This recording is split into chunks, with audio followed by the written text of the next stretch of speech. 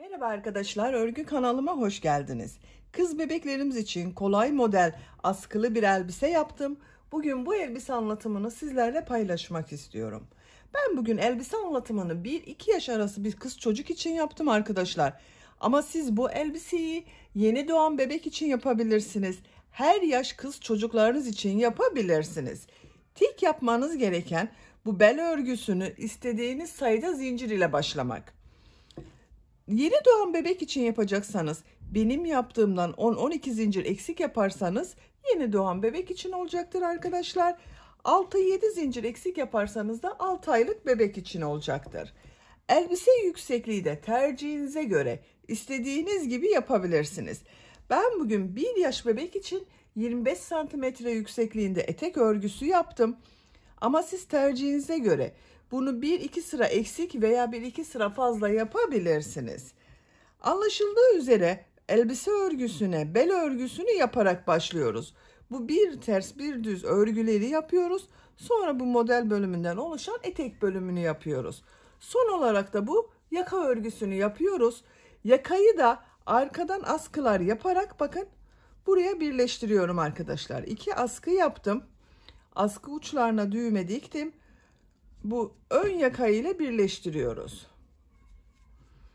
Çok kolay modelli. Etek örgüsü de bakın bu şekilde 2 katlı gibi görünüyor. Beyaz da kullandım arkadaşlar. Daha güzel oldu etek örgüsü. Bu elbise örgüsünde iplik olarak bu iplikten arkadaşlar 100 gram 240 metre yazan bu iplikten 2 adet iplik kullandım. Çok az miktarda da beyaz renk iplik kullandım. Bakın sadece burada çok az beyaz renkli iplik kullandım. Ben bugün bu renk ile bu elbise örgüsünü yaptım. Siz bu elbise örgüsünü istediğiniz marka iplik ve renkleri kullanarak yapabilirsiniz. Model çok kolay arkadaşlar, bakın. Çok kolay ve güzel bir model. Arka görüntüsüne bakalım. Arka görüntüsü de bu şekilde. Bu elbise örgüsünde tığ olarak 5 numara 3 milimetre tığ kullandım. Elimin sıklığına göre bu tığı kullandım arkadaşlar. Bakın yumuşak bir örgü elde ettim. Sizin eliniz sıkıysa 3,5-4 milimetre tığları kullanmanızı tavsiye ederim. Tığ işi örgülerde eliniz sıkı olursa örgüler sert olur. Malzemeleri söyledim. Ölçülerini videonun sonunda ölçüyorum arkadaşlar. Oraya bakabilirsiniz. Tekrar ölçü yaparak vakit geçirmek istemiyorum. İplik tığı hazırlayalım. Hep birlikte bu güzel elbise örgüsüne başlayalım. Örgü kanalıma abone değilseniz abone olmayı unutmayın lütfen. Örgü kanalıma abone olmak ücretsiz. Örgü kanalıma ücretsiz abone olup orada bulunan zil şekline dokunarak açık yaparsanız kanalıma video yüklediğim zaman ilk önce size bildirim gelir. Örgülerimden herkesten önce sizin haberiniz olur. İzlediğiniz videolarıma beğeni ve yorumlarınızı yaparsanız çok sevinirim arkadaşlar. Hepinize kolay gelsin. İyi çalışmalar. Örgüye bel örgüsü için zincir yaparak başlıyoruz. Zincir yapabilmek için ilk ilmeği ben bu şekilde yapıyorum. Size nasıl kolay geliyorsa ilk ilmeği öyle yapabilirsiniz. Zincirleri yapmaya başlıyorum. Çok sıkı zincirler yapmayalım arkadaşlar.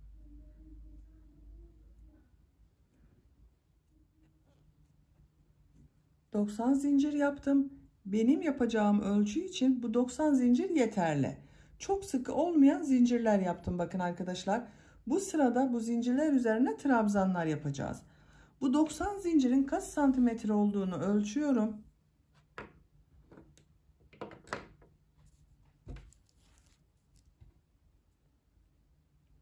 Sıfır noktasına başlangıcını tuttum. Ölçtüğüm zaman 39 santimetre zincir uzunluğu var. Siz bunu bebeğinizin beline göre ölçerek yaparsanız çok iyi olacaktır. Bel ölçüsüne göre yapıyoruz arkadaşlar başlangıcına. Siz daha küçük veya daha büyük bebekler için yapmak istiyorsanız da bebeğinizin bel ölçüsüne göre yaparsanız iyi olur. Ama sizin bebeğinizin kilosuna, gelişimine göre bu zincir sayısı daha az veya daha çok yapabilirsiniz. Trabzanlar yapacağımı söylemiştim. 3 zincirde dönüş için yapıyorum. 1 2, 3, 1, 2, 3 ilmek atlıyorum. Dördüncü ilmek içine trabzan yapıyorum. Diğer ilmekleri de trabzan yaparak devam ediyorum. Her ilmek içine bir trabzan yapıyorum. Bakın ikili trabzan yapıyorum. 2 defa da çıkarıyorum arkadaşlar.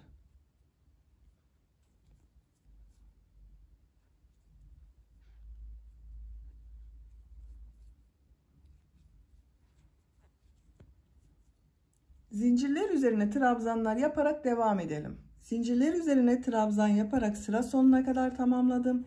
Bir sıra trabzan sırası oldu arkadaşlar. Bu bir sıra üzerinde 90 trabzan var. Trabzan yaptıktan sonra tekrar ölçüyorum. Trabzan yaptığımız zaman zincirler açılacak, ölçü biraz büyüyecektir arkadaşlar. Zinciri ölçmüştük, 39 santimetre gelmişti. Bakın bu şekilde ölçtüm, 40 santimetre geldi. Siz bu aşamasında tekrar bebeğinizin beline ölçün bunu, ona göre devam edersiniz. İkinci sırada yine trabzanlar yapacağız. Trabzanları boşluktan alarak trabzan yapacağız. Bu sırada birleştirme yapıyorum. Bakın trabzan sırasını birleştiriyorum. Şu şekilde düzgün gelmesine dikkat ediyorum.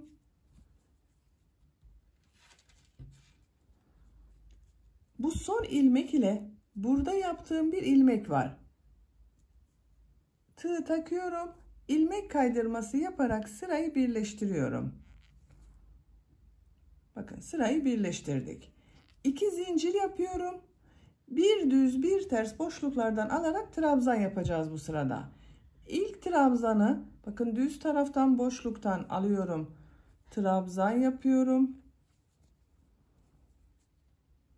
İkinci trabzanı ters taraftan boşluktan alıyorum. Trabzan yapıyorum.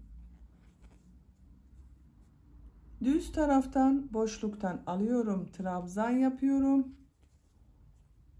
Ters taraftan boşluktan alıyorum. Trabzan yapıyorum.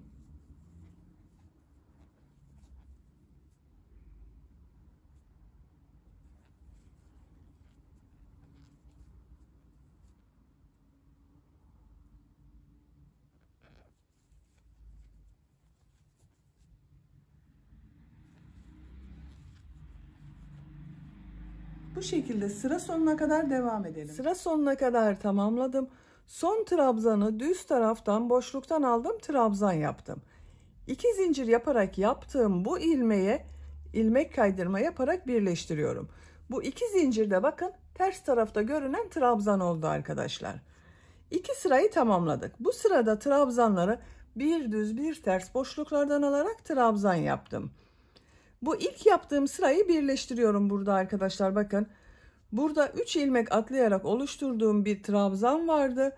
Bu ilmeğe tığ takıyorum. İpliği içinden çekiyorum. Bakın sıkı yaptım. İlmek alıyorum, sıkılıyorum. Bakın burayı birleştirdim. Artık birleşti. 3. sıradayım. 2 zincir yapıyorum. Bu sırada bu trabzanları nasıl görüyorsam o şekilde boşluktan alıyorum, trabzan yapıyorum. Düz taraftan görüyorum, düz taraftan boşluktan alıyorum, trabzan yapıyorum. Ters tarafta görünüyor, ters taraftan alıyorum, trabzan yapıyorum. Düz tarafta görünüyor, düz taraftan boşluktan alıyorum, trabzan yapıyorum.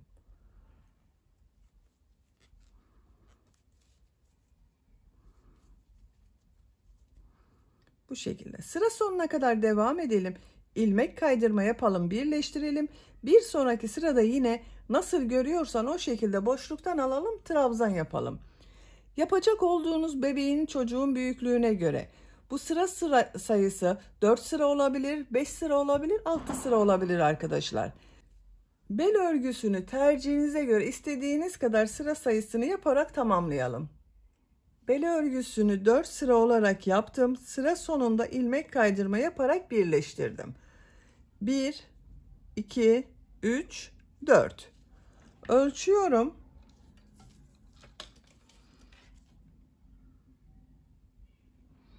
3 santimetre genişlik var arkadaşlar. Benim yapacağım ölçü için yeterli. Tercihinize göre siz bunu 5 sıra yapabilirsiniz, 3 sıra yapabilirsiniz. Bu sırada modelleri yapıyorum. Modelleri üçlü trabzan şeklinde yapıyorum. 3 zincir yapıyorum. Trabzanları 3 defada çıkararak yapıyoruz arkadaşlar. Tığ üzerine iplik alıyorum. Aynı ilmek içine bir üçlü trabzan yapıyorum. Bakın böyle şekilde yapıyorum. 1 2 3 defada çıkardım. Bu 3 zincirde bir trabzan oluyor. 2 zincir yapıyorum. Tığ üzerine iplik alıyorum. Aynı ilmek içine 2 üçlü trabzan yapıyorum. Yavaş yapıyorum bakın.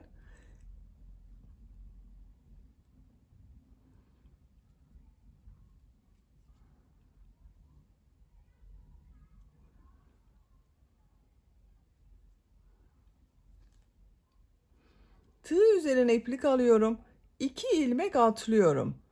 Üçüncü ilmeğe 2 üçlü trabzan, 2 zincir, 2 üçlü trabzan yapıyorum.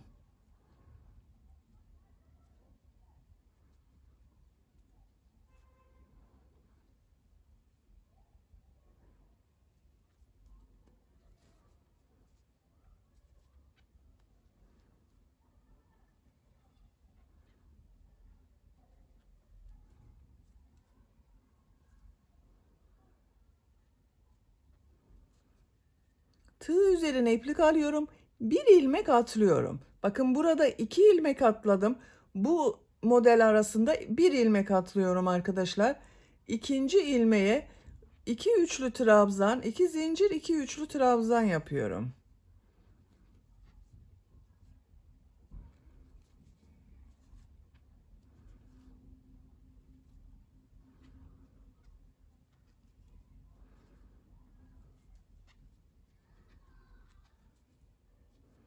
Tığ üzerine iplik alıyorum.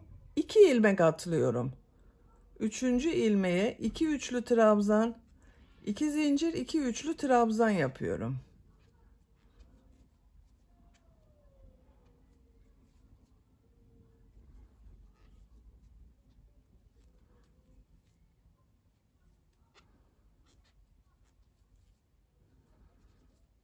Bir ilmek atlıyorum. 2 üçlü trabzan, 2 zincir, 2 üçlü trabzan yapıyorum. Bakın. Model bu şekilde oluyor. Sadece model arasında bir yerde 2 ilmek atlıyoruz, diğerinde bir ilmek atlıyoruz. Her sırada bakın, hepsinde birer ilmek atlarsanız çok sık model oluşuyor arkadaşlar. Her model arasında 2 ilmek atlarsanız da modeller çok seyrek oluyor. Çok dar bir etek örgüsü elde ediyoruz. Onun için bir yerde 2 ilmek atlıyorum, bir yerde bir ilmek atlıyorum. Sıra sonuna kadar devam edelim. Modelleri sıra sonuna kadar yaptım. Sıra sonunda bakın bir ilmek kaldı. Bu iki yerde 2 ilmek atladım arkadaşlar modelin denk gelmesi için. Burada bir ilmek boş kaldı bakın. Bu ilk yaptığım üst zincir ile ilmek kaydırma yaparak bir sırayı birleştiriyorum. Bu bir sıra üzerine 36 model oldu benim arkadaşlar. Bakın bu şekilde oldu. 36 model var bir sıra üzerinde. İlmek kaydırma yaparak bu 2 zincirli boşluğa geçiyorum. 3 zincir yapıyorum. Üçlü trabzan yapıyorum. 2 zincir yapıyorum. 2 üçlü trabzan yapıyorum.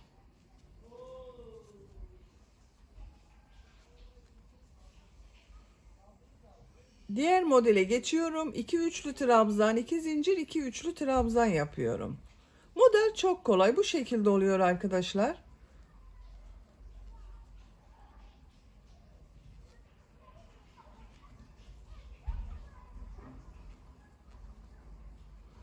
Diğer modele geçiyorum. 2 üçlü trabzan, 2 zincir, 2 üçlü trabzan yapıyorum. Sıra sonuna kadar devam edelim. İlmek kaydırma yapalım, birleştirelim. 2 zincirli boşluğa geçiş yapalım ilmek kaydırma ile. Tekrar 2 üçlü trabzan, 2 zincir, 2 üçlü trabzan şeklinde örgüye devam edelim. Etek örgüsü bu şekilde devam edecek. Yapacak olduğunuz çocuğun büyüklüğüne ve tercihinize göre model sırasını tekrarlayarak etek örgüsünü tamamlayalım. Model bölümünü 12 model sırası olarak yaptım. 1, 2, 3, 4, 5, 6, 7, 8, 9, 10, 11, 12. Sıra sonunda ilmek kaydırma yaparak birleştirdim. Santimetre olarak ölçüyorum. Başlangıçtan itibaren 19 santimetre yükseklik var. 13. sıradayım. İlmek kaydırma yaparak buraya geçiyorum. 3 zincir yapıyorum. Tığ üzerine iplik alıyorum. Bakın üçlü trabzan yapıyorum yine. 3 defa da çıkarıyorum. 2 zincir yapıyorum. Bu trabzanı bakın şu şekilde ilmeğe tığ takıyorum. Pıtırcık modeli yapıyorum. Tığ üzerine iplik alıyorum. 3 üçlü trabzan yapıyorum.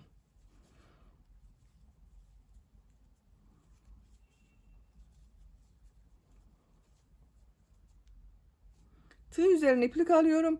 Diğer model ortasına da 3 üçlü trabzan yapıyorum.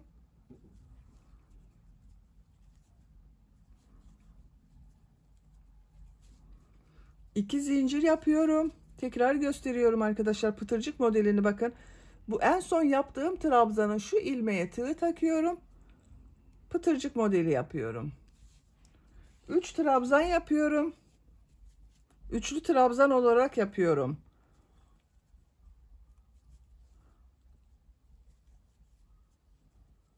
Üç defa da çıkardığımız trabzanı yapıyorum. Diğer model ortasına da 3 üçlü trabzan yapıyorum. Bir pıtırcık modeli yapıyorum. Bu şekilde görüntü oluyor. Sıra sonuna kadar devam edelim. Sıra sonuna kadar tamamladım. Son modeli burada yaptığım ilk model ile ilmek kaydırma yaparak birleştiriyorum. İpliği kesiyorum.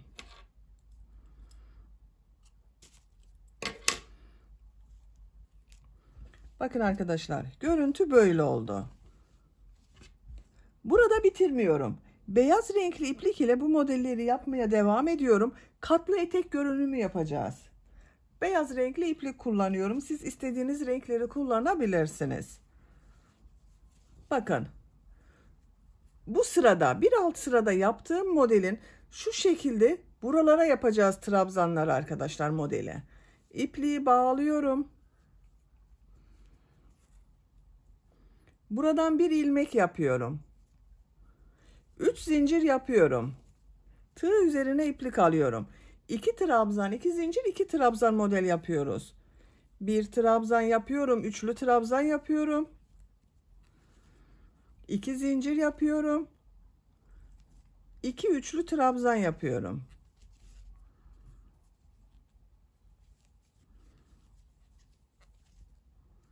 Tığ üzerine iplik alıyorum.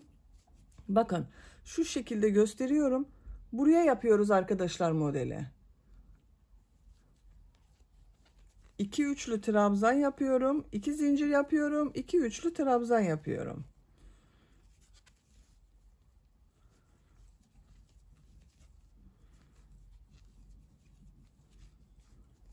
Tığ üzerine iplik alıyorum. Bakın bu boşluğa yapıyorum.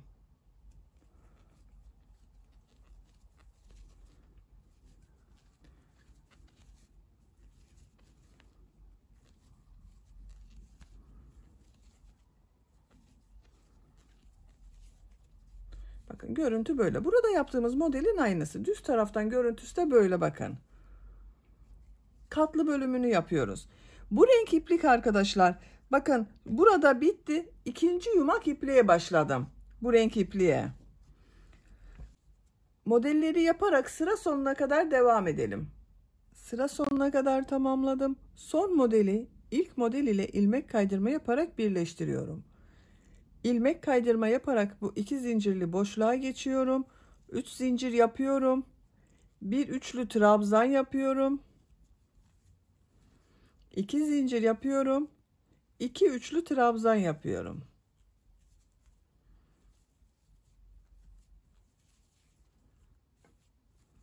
Tığ üzerine iplik alıyorum. Diğer model ortasına da 2 üçlü trabzan, 2 zincir, 2 üçlü trabzan yapıyorum.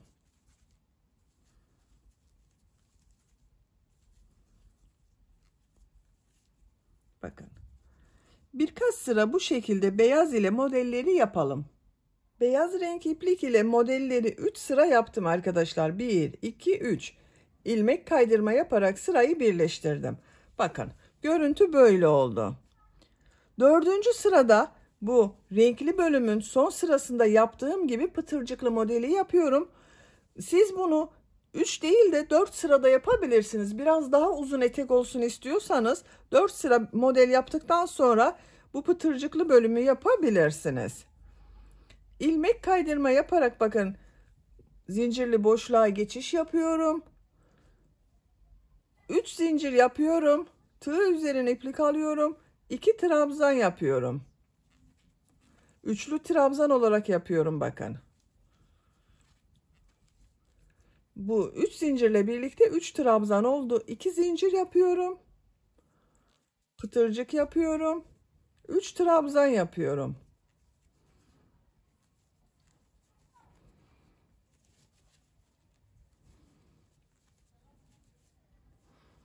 Diğer model ortasına 3 üçlü trabzan yapıyorum.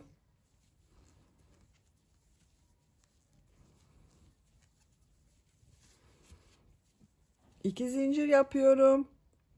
Pıtırcık modeli yapıyorum. 3 trabzan yapıyorum.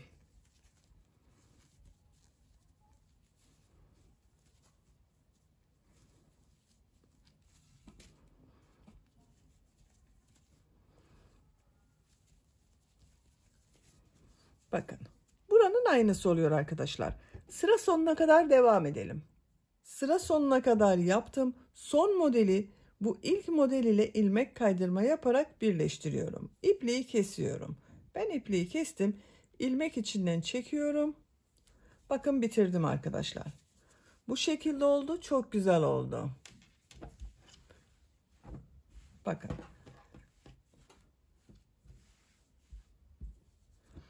Etek bölümünü bitirdim.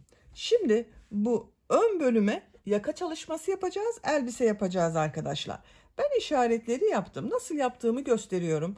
Bakın şu şekilde. Bu birleştirme yaptığım yeri şu şekilde büküyorum. Bakın. Üst üstüne getiriyorum. Karşı nokta bakın. Birleştirme oldu. Buraya bir işaret yaptım. Buradan itibaren sayıyorum. 1, 2, 3, 4, 5, 6, 7, 8, 9. düz görünen bakın bu trabzana işaret yaptım. Diğer tarafa da sayıyorum. 1, 2, 3, 4, 5, 6, 7, 8, 9. Bakın 9. düz görünen trabzana işaret yaptım. Bu iki işaret arasından örgüyü devam edeceğiz arkadaşlar. Yaka örgüsünü yapacağız. Bu beyaz iplik ile bakın işaret yaptığım ilmekten iplik bağlıyorum. Buradan iplik bağlıyorum.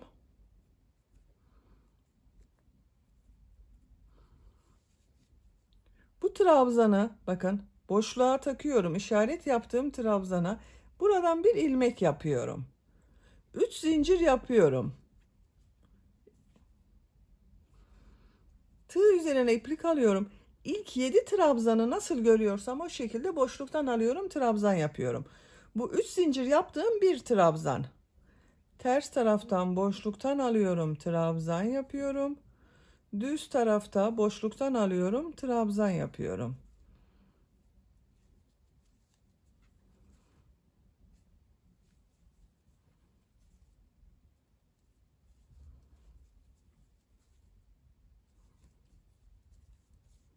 Bakın arkadaşlar 7 trabzan oldu.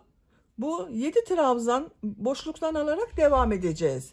Buradan itibaren model yerleştiriyorum. Bu 7 trabzanı bu sıra sonunda da yapacağız arkadaşlar. Arada model olacak. Tığ üzerine iplik alıyorum. 3 ilmek atlıyorum. 1, 2, 3, 4. ilmeğe 2 trabzan, 2 zincir, 2 trabzan yapıyorum. Normal trabzan yapıyorum arkadaşlar burada.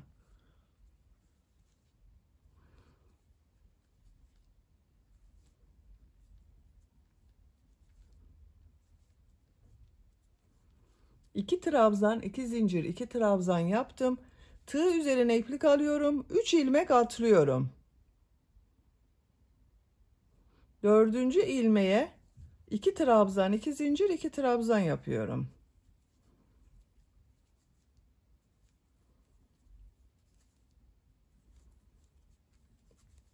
Üç ilmek atlıyorum. Bakın hem işaret yaptığım ilmek arkadaşlar bu. Bunun üzerine 2 trabzan, 2 zincir, 2 trabzan yapıyorum.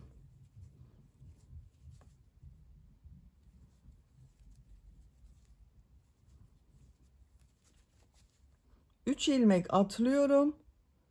2 trabzan, 2 zincir, 2 trabzan yapıyorum.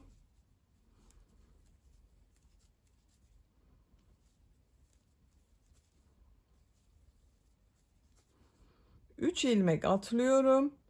2 trabzan, 2 zincir, 2 trabzan yapıyorum.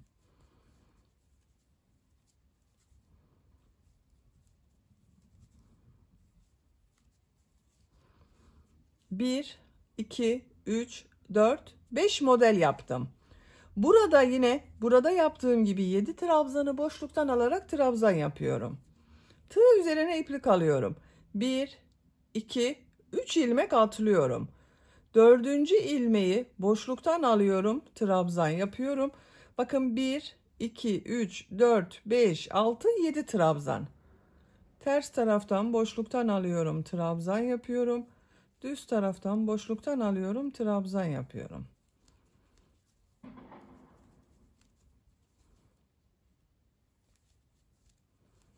Bakın son trabzanı bu işaret yaptığım ilmekten yapıyorum arkadaşlar. Boşluktan alıyorum, trabzan yapıyorum. Bakın bu sırada 7 trabzanı boşluktan aldım, trabzan yaptım. Ortada 5 model yaptım. Sıra sonunda yine 7 trabzanı boşluktan aldım, trabzan yaptım. İkinci sıradayım. 3 zincir yapıyorum, örgüyü çeviriyorum. İlk 7 trabzanı nasıl görüyorsam o şekilde boşluktan alıyorum, trabzan yapıyorum.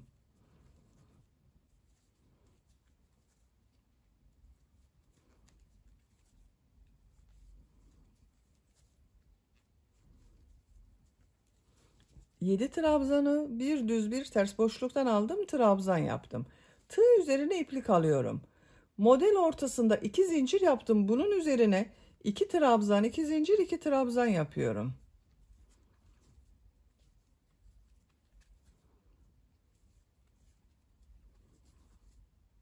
Diğer model ortasına da 2 trabzan, 2 zincir, 2 trabzan yapıyorum.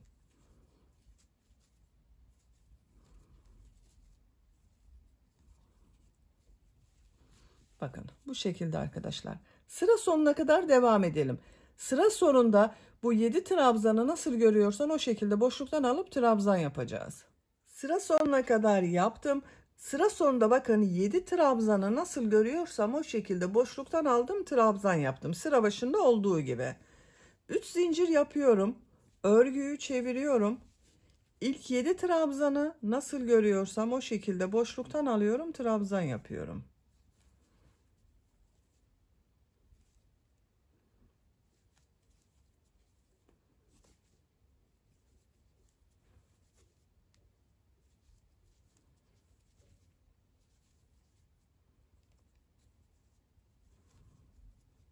Bakın 7 trabzanı nasıl görüyorsam o şekilde boşluktan aldım, trabzan yaptım. Model ortasına 2 trabzan, 2 zincir, 2 trabzan yapıyorum.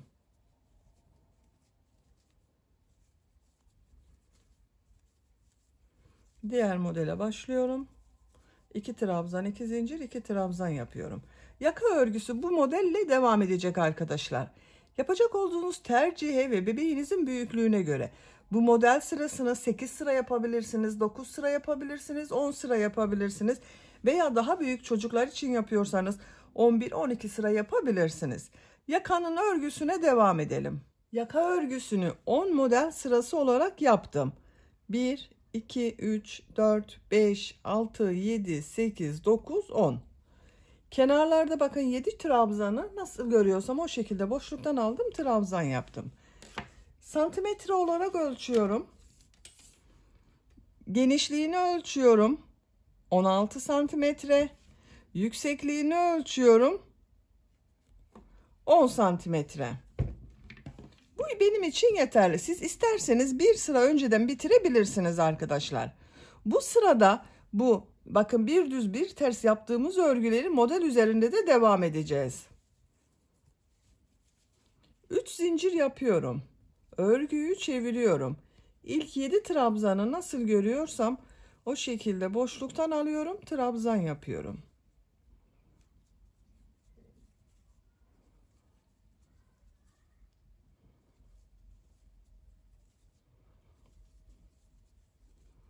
Bakın bu şekilde oldu. Bakın en son bunu düz taraftan boşluktan aldım, trabzan yaptım. Modelde bulunan bu ilk trabzanı ters taraftan boşluktan alıyorum, trabzan yapıyorum. Düz taraftan boşluktan alıyorum, trabzan yapıyorum. Ters taraftan boşluktan alıyorum, trabzan yapıyorum. Düz taraftan boşluktan alıyorum, trabzan yapıyorum. Bir düz bir ters örgüler yapıyoruz. Buraya kadar devam edelim. Buraya kadar trabzanları bir düz bir ters boşluktan aldım, trabzan yaptım arkadaşlar. Bakın burada 2 trabzan var. Bunu düz taraftan boşluktan alarak trabzan yapmam gerekiyor düzgün görünmesi için. Bakın bunu düz taraftan boşluktan aldım, trabzan yaptım. Burada 2 trabzan var. Bu 2 trabzanı birlikte alıyorum. Bakın ters taraftan, ters tarafta görünen trabzan oluyor.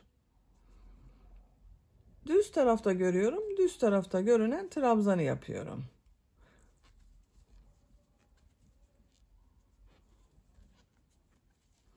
Sıra sonunda bakın 1, 2, 3, 4 ilmek kaldı. Düğme iliği için bir zincir yapıyorum. Tığ üzerine iplik alıyorum. Bu ilmeği atlıyorum. Bu ilmeği bakın düz taraftan boşluktan alıyorum. Trabzan yapıyorum. Düğme iliğinden önce de bakın düz taraftan boşluktan aldım. Trabzan yaptım. Bunu da düz taraftan aldım. Ters taraftan boşluktan alıyorum. Trabzan yapıyorum. Trabzan yapıyorum. 3 zincir yapıyorum. Örgüyü çeviriyorum. 2 düğme iliğinin yerini belirledik arkadaşlar bakın. Trabzanları nasıl görüyorsam o şekilde boşluktan alıyorum, trabzan yapıyorum. Bu bir zincir yaptığım boşluk üzerine bir trabzan yapıyorum. Nasıl görüyorsam o şekilde boşluktan alarak devam ediyorum. Bu düğme iliği yaptığımız yere kadar devam edelim. Düğme iliği yaptığım bir zincire kadar bakın bir düz bir ters yaptım. Bu zincir üzerine bir trabzan yapıyorum. Nasıl görüyorsam o şekilde boşluktan alıyorum, trabzan yapıyorum. Bakın son ilmeği de bu şekilde trabzan yapıyorum. İpliği kesiyorum.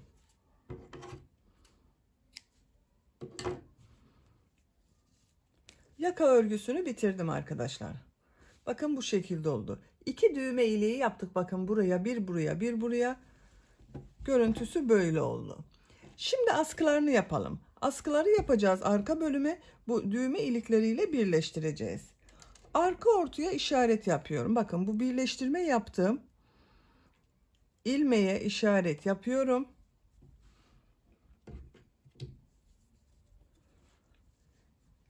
Bu işaret yaptığım ilmekten sonra sayıyorum. Bakın bu düz görünen trabzanları sayıyorum.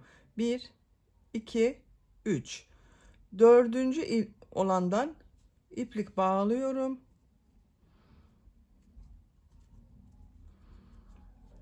Bakın bu boşluktan alarak yaptığım trabzana şu şekilde tığ takıyorum. İlmek yapıyorum. 3 zincir yapıyorum. Tığ üzerine iplik alıyorum. Ters tarafta görüyorum. Ters taraftan alıyorum. Trabzan yapıyorum. Düz tarafta görüyorum. Düz taraftan alıyorum. Trabzan yapıyorum. 7 trabzan yapacağız arkadaşlar askı için.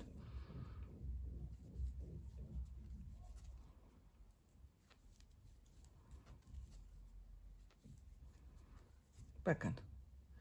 Bu 3 zincir yaptığımda bir trabzan. 1, 2, 3, 4, 5, 6, 7. 3 zincir yapıyorum. Örgüyü çeviriyorum. Nasıl görüyorsam o şekilde boşluktan alıyorum, trabzan yapıyorum.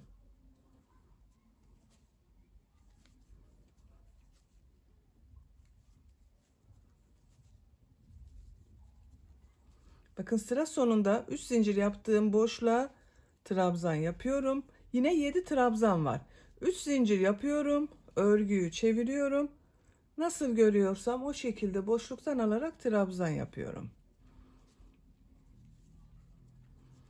Bu askının örgüsü bu şekilde devam edecek. Diğer askı örgüsünde başlayalım. 2 askı örgüsünü birlikte yaparız. Bakın burada 3 düz örgüyü saydım arkadaşlar. Buradan da sayıyorum. 1, 2, 3. Bu dördüncü de askı bitecek. Sayıyorum buradan itibaren. 2, 4, 6, 7. Buraya iplik bağlıyorum.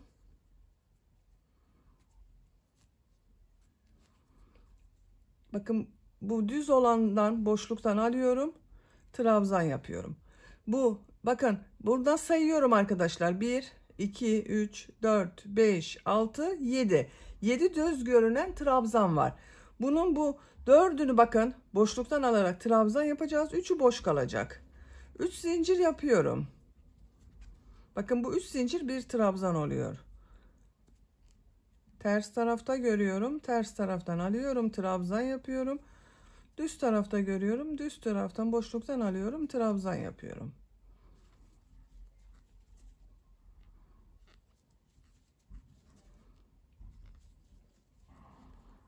Bakın bu askı içinde 2, 4, 6, 7 trabzan yaptım.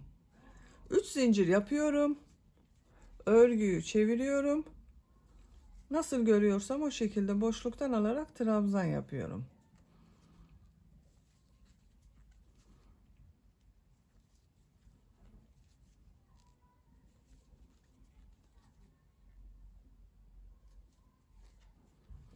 Üç zincir yapıyorum.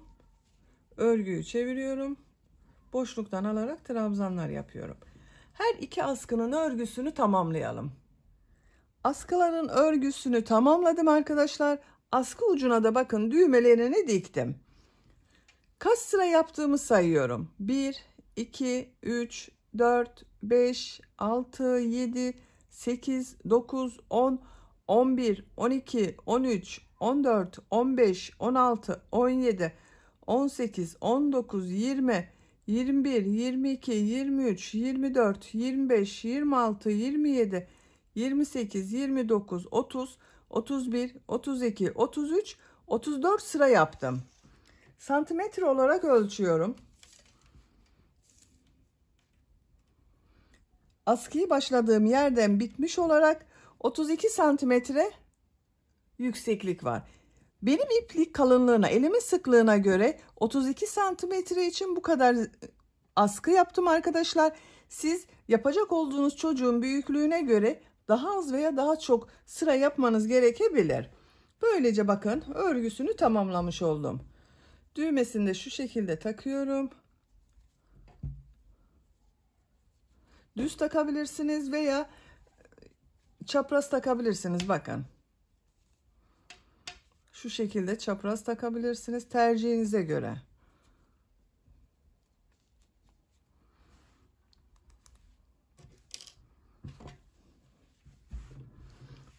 Bakın elbisenin örgüsünü tamamladık böylece.